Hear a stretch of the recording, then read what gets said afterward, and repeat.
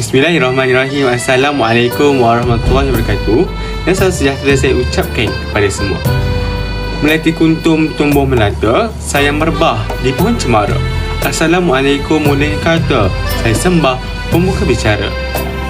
Kami daripada kumpulan 2 pada hari ini akan membentangkan tajuk berkaitan dengan manifestasi akal budi masyarakat Melayu dalam karya tradisi tradisional. Kumpulan kami terdiri daripada saya, Muhammad Zakar Fahmi, ditemani oleh saudari Nazirah dan Zahira. Hadirin dan hadirat sekalian, pada hari ini kumpulan kami akan membentangkan manifestasi akal budi masyarakat Melayu dalam 4 bentuk, iaitu yang pertama syair, pantun, gurindam dan sloka. Jadi, ayo bersama-sama kita saksikan bersama-sama pembentangan kumpulan kami pada hari ini. Kata orang, tak kenal maka tak cinta. Jadi sebelum kita pergi kepada perbincangan yang lebih jauh, elok kira pada hari ini kita berkenalan dengan topik perbincangan kita pada hari ini. Seperti yang mana kita tahu, posisi tradisional ini merupakan elemen yang amat penting dalam kehidupan masyarakat terdahulu. Bahkan sampai sekarang, elemen ini merupakan elemen yang penting dalam mengungkapkan pemikiran dan akal budi orang Melayu itu sendiri. Yang mana puisi tradisional ini terhasil daripada pengamatan keadaan sekeliling, tingkah laku, norma hidup, adat dan juga budaya. Yang mana akal budi ini sebenarnya ia mencerminkan pemikiran, perbuatan seseorang dan sikap seseorang manusia tersebut. Yang mana akal budi ini boleh dilihat dalam 4 aspek utama. Yang pertama, pemikiran, pertuturan, gaya hidup dan juga perlakuan. Jadi pada hari ini kita mengkaji bersama-sama 4 aspek utama pada hari ini. Yang pertama adalah pemikiran. Pemikiran ini adalah proses yang menggunakan minda untuk mencari maklumat dan memahami sesuatu perkara dengan menerokai pelbagai kemungkinan idea yang ada dalam sesuatu makna tersebut. Yang mana menurut pandangan Islam, akal ini berfungsi untuk memerhatikan tenaga supaya otak manusia bekerja dan beroperasi.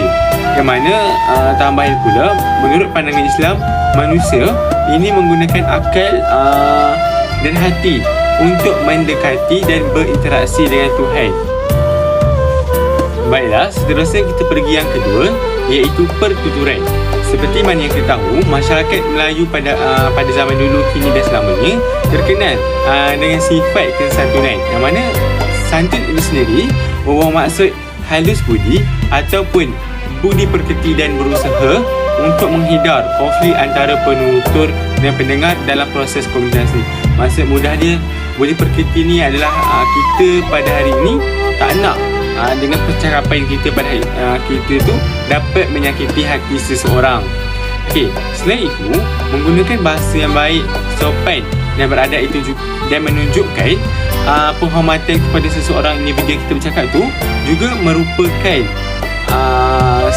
kesantunan berbahasa. Baiklah, seterusnya adalah aspek yang ketiga, iaitu perlakuan. Akal budi ini juga melihat kepada perlakuan seseorang individu itu sendiri, yang mana perlakuan ini juga dapat ditakdirkan sebagai perbuatan. Yang mana maksudnya pada hari ini kita nak lihat perlakuan seseorang individu itu juga diambil kira dalam akal budi. Yang mana tambahan pula, masyarakat Melayu masyarakat Melayu sebenarnya dikategorikan sebagai masyarakat yang mempunyai tingkah laku yang baik dan berhemah. Contohnya, seloka baik budi Emak Siradan yang menceritakan kepada kita bagaimana sebenarnya seloka di atas sebenarnya tujuannya adalah untuk menyindir citra masyarakat yang sangat mengutamakan tetamu. Tetapi kalau kita lihat sebagai contoh, negara Korea sebagai contoh, mereka sangatlah direct ataupun secara tegur secara langsung jika mereka mempunyai urusan luar. Jadi misal kata mereka tidak dapat untuk melayan tetamu, mereka akan cakap mereka ada kerja. Sebaliknya berlaku pada masyarakat Melayu, yang mana mereka akan walaupun ada kerja, mereka akan ketepikan kerja tersebut. Seterusnya adalah gaya hidup. Gaya hidup ini dapat ditarifkan sebagai cara seseorang individu atau kumpulan itu menjalani kehidupan seharian, yang mana kemampuan pula dapat ditarifkan sebagai perihal hidup. Dalam konteks kehidupan, akal budi dapat dilihat dalam kehidupan seharian, iaitu agama, kepercayaan, adat istiadat, kesenian. Okey, baiklah, seterusnya kita pergi kepada akal budi dalam pantun. Baiklah, pantun ini merupakan manifestasi terbaik seni sastra orang Melayu, yang mana pantun ini digunakan untuk menyampaikan pemikiran ataupun perasaan seseorang itu melalui pantun, ataupun secara lebih jelasnya meluahkan perasaan mereka secara dalam bentuk tulisan. Jadi maka pantun ini dihasilkan. Sebenarnya kaedah rangkapan ini yang tertua sememangnya berasal dari tanah Melayu itu sendiri, yang mana pantun yang merupakan kaedah rangkapan yang tertua, dan sememangnya pantun ini adalah orang kata secara aslinya kepunyaan orang Melayu. Pantun adalah sejenis puisi yang terikat, yang mana umumnya terdiri daripada 4 baris serangkap yang mempunyai rima A, B, A, B, A, B. Pantun ini juga mempunyai banyak baris, banyak rangkap, contohnya 2 rangkap, 4 rangkap dan sebagainya. Tambahan pula, pantun ini mempunyai, setiap rangkap pantun ini mempunyai pembayang dan maksud. Pantun juga boleh dijadikan 2 baris, 4 baris, 6 baris, 12 baris dan seterusnya. Pantun berkait. Dan seterusnya, pantun ini juga mempunyai peranan yang tersendiri dalam masyarakat Melayu. Jadi, ayo sama-sama kita kupas apa peranan pantun dalam masyarakat Melayu. Peranan pantun yang pertama adalah alat untuk mendapatkan gambaran masyarakat, terutama sebagai gambaran minda dan pemikiran Melayu, pandangan hidup, harapan dan cita-cita. Maksud kat sini adalah pantun ni sebagai gambaran kasar masyarakat itu sendiri. Contohnya, masyarakat yang amat mementingkan tetamu seperti yang saya ceritakan di awal tadi. Jadi kita dapat tahu, sebenarnya melalui penulisan penciptaan pantun itu kita dapat tahu bahawa gaya hidup sesebuah masyarakat tersebut. Yang kedua adalah alat untuk menguji ketajaman minda dan kehalusan perasaan. Yang seperti contoh pada hari ini adalah wujudnya pantun teka-teki, pantun peribahasa dan lain-lain. Tambahan pula, pantun pada hari ini juga digunakan dalam kegiatan seni keagamaan dan adat istiadat. Selain itu, pantun ini digunakan untuk pendidikan, sama ada untuk menyindir, kiasan ataupun bertulis terang. Yang mana kalau kita tahu, pantun ini juga ada maksud yang tersirat, sama ada untuk menyindir, untuk memberi gambaran ataupun untuk bertulis terang dengan sesebuah sikap ataupun atau sebagainya.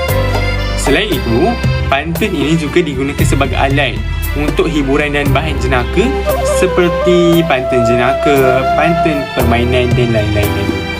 Dan akhir sekali adalah pantun ini digunakan untuk berkomunikasi, menyampaikan isi hati.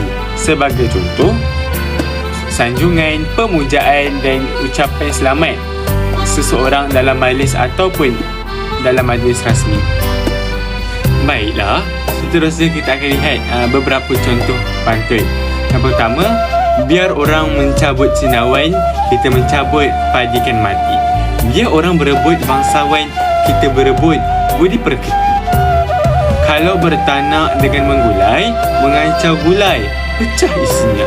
Kalau gelak, nak jangan mengilai. Kalau mengilai, rendah budinya. Yang mana pantun di atas adalah mengenai adab dan perilaku seseorang supaya tidak suka ataupun ketawa secara berlebih-lebihan dengan mengilai. Hal ini memberikan jelas tentang adab yang tidak baik dan wajar kita hindari bersama-sama. Hal ini bersesuaian dengan ajaran agama Islam sendiri, yang mana ianya melarang untuk kita bersifat sombong riak dan takabur. Sikap ketawa dengan sekuat hati dan menilai yang boleh digambarkan menyebabkan seseorang itu mudah menjadi sombong, riak sehingga harga dirinya menjadi rendah pada pandangan masyarakat sekeliling. Baiklah, seterusnya kita akan lihat beberapa jenis pantun. Yang pertama adalah jenis pantun dua kerat. Buah berbulu, buah kepayang, dimakan mabuk, dibuang sayang. Selain itu, pantun empat kerat iaitu pantun teka-teki. Kelip-kelip disangka api, kalau api, di mana potongnya? Hilang gaib disangka mati, kalau mati, di mana kuburnya? Seterusnya adalah pantun jenaka. Orang rengat menanam betik, betik disiram, air berlinang. Hilang semangat penghulu itik melihat ayam lumba berenang. Seterusnya adalah pantun nasihat. Air melurut ke tepian mandi, kembang bersiri bunga senduduk. Elok diturut resmi padi, semakin berisi semakin tunduk. Yang terakhir adalah pantun agama. Letak bunga di atas tulang, sisip daun hiasan tepinya. Banyak berdoa selepas sembahyang, mohon diampun dosa di dunia. Baiklah, seterusnya kita akan lihat akal budi dalam syair. Dipersilakan saudari. Seterusnya saya akan sambung mengenai akal budi dalam syair. Sebagaimana kita sedia tahu, syair merupakan satu bentuk puisi tradisional ciptaan dan kepunyaan orang Melayu yang mendapat pengaruh Arab dan Parsi. Menurut Muhammad Yusuf Makno 1985, syair dikatakan berasal daripada puisi Arab iaitu syair, tetapi bentuk syair Melayu amat berbeza dengan bentuk syair dan kesusasteraan Arab. Dalam bahasa Melayu, istilah syair sudah menjadi satu istilah yang khusus yang mana syair Melayu tidak beracuankan syair daripada tradisi Arab atau mana-mana puisi Arab Parsi, tetapi dalam bentuk dan acuan asli masyarakat Melayu. Dalam puisi Melayu tradisional, bentuk syair dipercayai diperkenalkan dan dikembangkan oleh Hamzah Fansuri sekitar abad ke-16 dengan tujuan untuk mengajarkan ajaran agama Islam kepada masyarakat. Seterusnya, seperti juga pantun, syair ialah satu karya kreatif lisan genre puisi tradisional. Pada awalnya, ia digunakan secara meluas di Nusantara untuk menyebarkan ajaran tasawuf selain bertujuan untuk bercerita. Hamzah Fansuri ialah seorang penyair yang dipercayai dilahirkan pada akhir abad ke-16 di Barus atau Pancur, Sumatera Utara. Hasil karya beliau yang paling popular ialah syair perahu yang banyak membawa pemikiran agama iaitu lebih kepada ajaran tasawuf. Dalam aspek akal budi pula, penulis iaitu Hamzah Fansuri mencipta syair bertujuan untuk membetulkan perjalanan hidup manusia di dunia ini demi kesejahteraan hidup di akhirat. Selain itu, penyair menganjurkan agar kita sentiasa berfikir demi membetulkan iman. Hanya melalui iman yang mantap dan jalan tauhid yang betul sahaja menyebabkan kita berjaya di dunia dan di akhirat. Dalam rangkaian kedua syair perahu, penyair meminta kita untuk mengenali diri sendiri kerana apabila kita sudah mengenali diri kita, barulah kita dapat mengenali Allah yang mencipta kita. Selain itu, penyair juga mengibaratkan kehidupan manusia sama seperti sebuah perahu kerana kita terpaksa melayari kehidupan dunia yang sementara ini dengan pelbagai ujian seperti perahu yang sering dipukul gelombang. Tujuan tamsilan ini mengharapkan kita supaya bersedia menghadapi ujian dunia yang bersifat sementara. Jika kita berjaya mengharungi ujian ini, sudah tentu kita akan dapat berlabuh dengan selamat di Pulau Idaman, iaitu tempat yang kekal selama-lamanya dalam syurga. Seterusnya, sebuah lagu syair yang menarik untuk dikaji ialah syair Bidasari, iaitu bergenre syair romantik yang amat popular dalam masyarakat Melayu sekitar abad ke-18 dan ke-19. Tarikh teksnya dikarang dipercayai seawal 1750 Masihi oleh pengarang asal berdasarkan hikayat di Kembayat negara Champa iaitu menurut tangkap pertama syair tersebut. Syair Bidasari ialah sebuah karya asli Melayu dan dikatakan berasal dari Palembang berdasarkan beberapa faktor linguistik. Syair Bidasari ini pernah diangkat dijadikan sebuah filem dengan judul Bidasari yang diterbitkan di Malaysia pada tahun 1965. Pelakon utamanya adalah Sarimah yang memegang watak utama sebagai Bidasari. Syair ini berkisar pada Bidasari, seorang puteri raja yang sangat cantik, tetapi dia tidak tahu asal-usulnya, kemudian dia diambil sebagai anak angkat oleh sepasang pedagang yang kaya. Ratu negeri yang cemburu akan kecantikannya kemudian bersekongkol membuang Bidasari ke hutan. Di sana dia dipertemukan dengan seorang putera raja yang kemudian mengahwini. Sifat rendah diri pada penyair yang mengarang syair tersebut sangat terselah dalam rangkaian pertama apabila penyair membahasakan ganti nama dirinya sebagai fakir. Perkataan fakir merujuk kepada individu yang tidak mampu menampung dari segi keperluan hariannya seperti membeli makanan, pakaian, tempat tinggal, pendidikan dan sebagainya yang melibatkan kehendak dan keperluan harian seorang manusia. Individu terbabit juga tidak mempunyai pekerjaan yang tetap. Sikap masyarakat Melayu yang sering merendahkan diri sebagai suatu adab apabila berhubung dengan orang lain akan sentiasa mengingatkan individu supaya tidak berasa riak dengan kelebihan yang ada dalam diri masing-masing. Tangkap syair Bahaya Fitnah menggalakkan individu supaya menghindarkan diri daripada perbuatan fitnah dalam masyarakat. Hal ini kerana fitnah merupakan sesuatu perbuatan yang sangat keji dan berbahaya. Malahan, perbuatan ini akan menimbulkan huru-hara dan kerosakan dalam masyarakat sendiri. Seterusnya, syair Kelebihan Ilmu karya Za'aba pula membuktikan bahawa ilmu merupakan satu perkara yang sangat penting dan dipandang tinggi dalam masyarakat Melayu. Malahan, dengan ilmulah yang akan membezakan kedudukan seseorang. Begitulah tingginya pemikiran masyarakat Melayu yang dijelmakan dalam puisi tradisional syair dalam meletakkan sesuatu yang begitu tinggi nilainya, iaitu ilmu. Sehingga dibandingkan ilmu itu tidak mampu dibeli ataupun digadai dengan nilai sebuah dunia dengan segala kekayaannya. Dengan meletakkan sesuatu di tempat yang betul menunjukkan masyarakat sudah mempunyai suatu pemikiran yang tinggi dalam membandingkan keperluan dan keutamaan dalam menjalani kehidupan seharian. Puisi seperti syair menjadi pegangan dan pedoman kepada masyarakat Melayu sebagai suatu hala tuju hidup yang sempurna.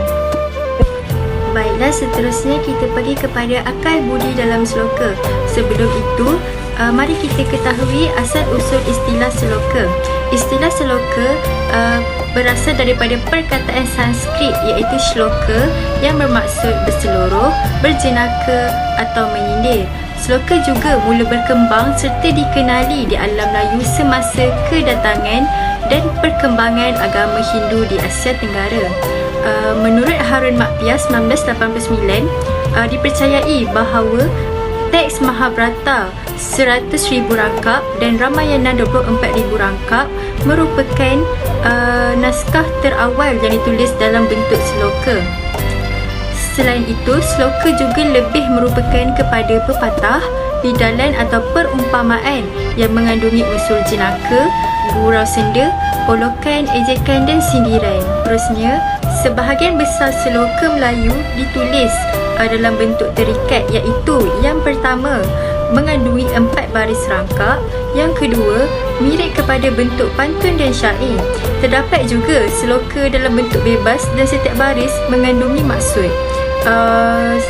Menurut Harun Makpiah juga, pada tahun 1989, seloka merujuk kepada puisi Melayu bebas yang tidak mempunyai bentuk tertentu dari segi pertama, rangkap, dua, jumlah baris, yang ketiga, mempunyai irama ataupun tidak. Baiklah, seterusnya mari kita lihat kepada ciri-ciri seloka. Seloka terdiri daripada ungkapan berjajar, melebihi 2 baris, mempunyai kadensa yang sama seperti talibun dan prosa berirama. Maksud kadensa ialah naik turun nadanya, manakala maksud talibun ialah sejenis puisi lama yang terdiri daripada 4 baris dan biasanya terdiri daripada 16 atau 20 baris. Selain itu, seloka juga mempunyai isi dan mesej yang syarat dengan sindiran yang berguna yang bertujuan untuk memberi pengajaran dan teladan untuk pendengar dan pembaca. Antara seloka yang terkenal dalam masyarakat Melayu ialah seloka Pak Pandir yang diambil daripada cerita jenaka rakyat. Baiklah, seterusnya kita lihat manifestasi akal budi dalam seloka Pandai Pak Pandir.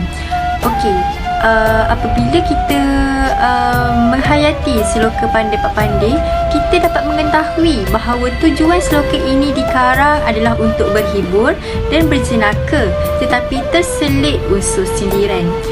Ini dikatakan kerana Pak Pandir mewakili sikap masyarakat Melayu yang dikatakan mempunyai sikap-sikap negatif. Sikap negatif tersebut dijadikan senda gurau dan sindiran dalam seloka. Watak Pak Pandir telah dijadikan sebagai watak yang mewakili sikap negatif masyarakat Melayu. Pak Pandir juga dikatakan sering bernasib buruk.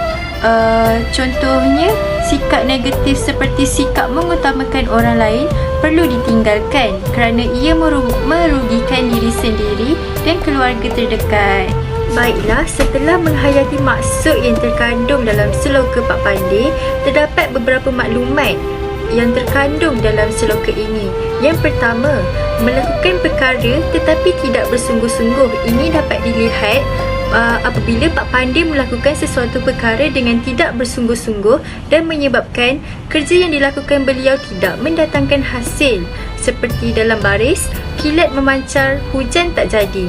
Yang kedua, sikap mengutamakan orang lain. Dapat dilihat apabila Pak Pandir bukan sahaja sanggup menggadaikan anaknya, malah dia menyakitinya. Seperti dalam frasa, anak dipijak, pihak yang tidak berkenaan pula diberi layanan yang baik. Seperti dikatakan dalam frasa, dagang dijinjing. Yang ketiga, hartanya telah habis tergadai. Ini dapat dilihat apabila Pak Pandir tidak pandai mengurus harta. Seperti dalam baris, hartanya habis tergadai. Beliau berkemungkinan seorang yang boros berbelanja, banyak berhutang, lalu terpaksa menggadaikan hartanya. Baiklah, seterusnya kita pergi kepada akal budi dalam gurindam. Gurindam ini merupakan satu bentuk puisi Melayu tradisional dan diperkenalkan oleh Raja Haji Ali melalui Gurindam 12 pada tahun 1846. Selain itu, gurindam ini berbentuk terikat, terdiri daripada 2 baris rangkap, mengandungi 3 hingga 6 patah perkataan dengan rima akhir gurindam ini kita dapat dilihat apabila disebut kedua baris jadi ayat majmuk, apabila jika dipisah ayat pertama jadi sebab, manakala ayat kedua menjadi akibat. Isi gurindam juga mengandungi nasihat, pengajaran, kebenaran serta pernyataan perasaan cinta. Perkataan gurindam juga berasal dari bahasa Tamil iaitu iradam ataupun kirandam yang bermaksud puisi secara terbuka dan mengutarakan idea yang saling melengkapi serta merupakan petua, nasihat ataupun pengajaran. Berikut merupakan Gurindam 12 Fasal pertama. Setelah menghayati Gurindam 12 pasal pertama, terdapat beberapa maklumat yang ingin disampaikan oleh pengarang. Pertama, barang siapa tiada memegang agama, sekali-sekala tiada boleh dibilangkan nama. Di sini, apabila hidup tidak mengenal agama yakni Tuhan, maka hidupnya sia-sia tanpa ada tujuan sehingga menyebabkan seseorang itu sentiasa risau dan gelisah. Yang kedua, barang siapa yang mengenal yang empat, maka ia itulah orang yang mengenal makrifat. Maksudnya di sini berkait dengan ajaran tasawuf iaitu syariat, makrifat, tarikat dan hakikat. Apabila mengenal yang empat ini, maka kehidupan seseorang itu semakin terang tanpa was-was. Yang ketiga, barang siapa mengenal Allah, suruh dan tegahnya tiada ia menyalahi. Maksud di sini, apabila kita mengenal Allah Subhanahu Wa Taala, seseorang itu perlu melaksanakan segala perintahnya dan meninggalkan segala larangannya. Yang keempat, barang siapa mengenal diri, maka telah mengenal akan Tuhan yang bahari. Maksudnya di sini, hakikat kita sebagai hamba yang serba-serbi kekurangan, maka kita memerlukan Allah Subhanahu Wa Taala yang maha berkuasa untuk menentukan kehidupan. Yang kelima, barang siapa yang mengenal dunia, tahulah ia barang yang terpedaya. Maksudnya di sini, kita perlu mengenal dunia, iaitu bersifat sementara ataupun fana, iaitu tidak kekal. Maka kita tidak akan mudah terpengaruh dengan godaan dunia. Yang keenam, barang siapa mengenal akhirat, ketahuilah ia dunia mudarat. Maksud di sini, hakikat sebenar kehidupan menjadikan dunia sebagai jambatan kehidupan di akhirat yang kekal buat selama-lamanya. Rancangan akal budi masyarakat Melayu juga boleh dilihat dalam konteks falsafah dan pemikiran dalam puisi tersebut. Falsafah di sini bermaksud memikirkan sesuatu dengan sangat mendalam dan membincangkan sesuatu perkara secara terperinci untuk mendapatkan jawapan yang benar dan sebenar terhadap sesuatu perkara. Contohnya, falsafah yang terkandung dalam karya Gurindam 12 membincangkan pelbagai persoalan kehidupan manusia, kehidupan di dunia maupun kehidupan di akhirat, iaitu mengenai akidah dan tasawuf, syariat rukun Islam, kepentingan menjaga akhlak dan konsep pemerintahan. Dikatakan juga setiap fasal yang ditulis dalam Gurindam 12 oleh Raja Ali Haji ini menyentuh falsafah berkaitan etika, metafizik, sosial, politik dan logik. Seterusnya, saya akan menghuraikan tentang Gurindam 12 yang dikatakan menyentuh kelima-lima bidang falsafah. Bidang falsafah yang pertama ialah etika, iaitu pemikiran tentang moral, pendidikan dan pengajaran. Semua fasal yang terdapat dalam Gurindam 12 menekankan tentang hal-hal moral, pendidikan dan pengajaran. Bidang falsafah yang kedua ialah bidang metafizik, iaitu pemikiran tentang kewujudan dan keberadaan. Gurindam 12 ada menyatakan tentang kewujudan Allah Subhanahu Wa Taala, akhirat, syaitan, balasan, dosa dan sebagainya.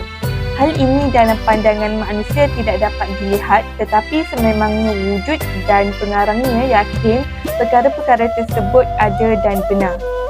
Bidang yang ketiga ialah bidang sosial, iaitu gambaran tentang kehidupan realiti manusia yang kontekstual.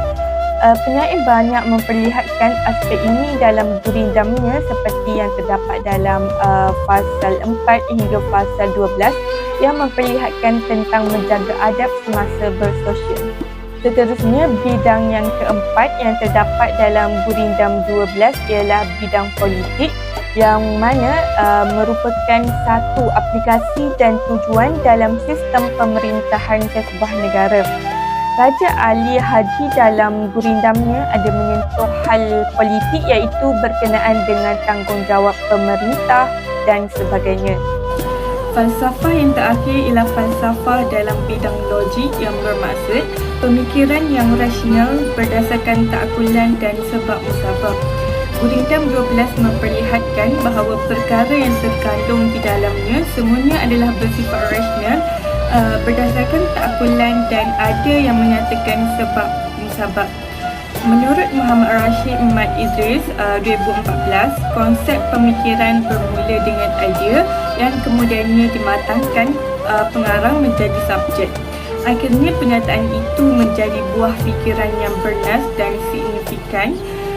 Menurutnya lagi, setiap pengarang mempunyai cara yang tersendiri dalam memilih bahan, memantapkannya dan kemudiannya dijelmakan menjadi mesej. Antara pemikiran yang terdapat dalam Gurindam 12 ialah pesanan terhadap pendengar dan pembaca ke arah kebaikan, mengingatkan pendengar atau pembaca tentang rukun Islam dan akibat tidak menunaikannya. Kepentingan menjaga anggota badan daripada berbuat maksiat akibat tidak menjaga tingkah laku, panduan tentang cara mengenali orang, perihal tentang wujud dan perlakuan syaitan, serta perihal tentang adab antaranya anak dan ibu bapa. Raja Ahli Haji mengajar dan mengajak manusia agar berbuat baik dan meninggalkan segala larangan Allah Subhanahu Wa Taala. Golongan pendengar atau pembaca yang ditujukan pula adalah secara menyeluruh, iaitu daripada golongan atasan, iaitu raja sehinggalah kepada golongan rakyat bawahan, iaitu hamba. Gurindam merupakan sebuah puisi Melayu lama yang tidak tentu bentuknya, sama ada terikat ataupun tidak. Lazimnya beberapa rangkap gurindam diperlukan untuk melengkapkan satu keseluruhan idea. Namun begitu, Gurindam 12 yang merupakan karya Raja Ahli Haji merupakan satu karya yang sangat indah. Hal ini demikian kerana karya tersebut mempamerkan ilmu falsafah yang tinggi, memperlihatkan pemikiran pengarangnya sebagai seorang ilmuwan dan ulama, dan menonjolkan nilai kepengarangan dan aspek estetikanya. Gurindam 12 juga bukan hanya sekadar gurindam yang dinyanyikan sebagai alat hiburan masyarakat zaman dahulu, akan tetapi gurindam juga berfungsi sebagai satu pesanan dan peringatan untuk semua manusia yang mendengarnya agar mengambil iktibar dan pedoman terhadap isi dan mesej yang disampaikan melalui gurindam tersebut.